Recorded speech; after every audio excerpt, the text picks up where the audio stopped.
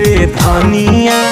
ससुर से मिले गईनी साली कैलस परसान सुन रे धनिया।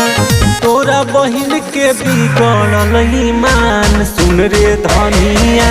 तोरा बहिन के बिगड़ल ईमान सुन रे धनिया।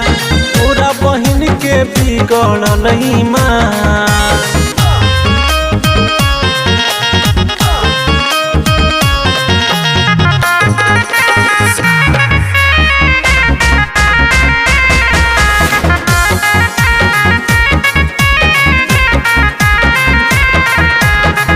हमारा के देखी दौड़ी आइल भुआनी। मटका से ढारी एक लोटा लैलस पानी। हमारा के देखी दौड़ी आइल भुआनी। मटका से ढारी एक लोटा लैलस पानी। लोटा लेके रहे खाड़ गजबे मारे मुस्कान सुन रे धनिया। तोरा बहिन के बिगड़ल ईमान सुन रे धनिया।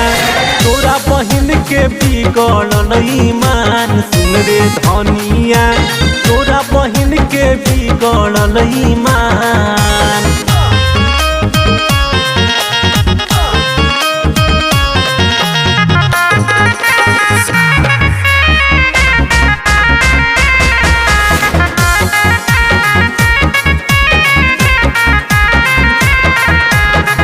मनीषल बेला गईले अपन ससुरारी।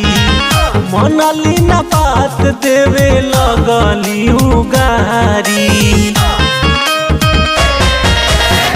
मनीषल बेला गईले अपन ससुरारी।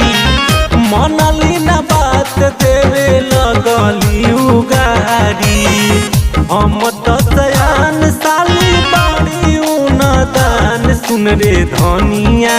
तोरा बहिन के बिगड़ल ईमान सुन रे धनिया। तोरा बहिन के बिगड़ल ईमान सुन रे धनिया। तोरा बहिन के बिगड़ल ईमान सुन रे धनिया।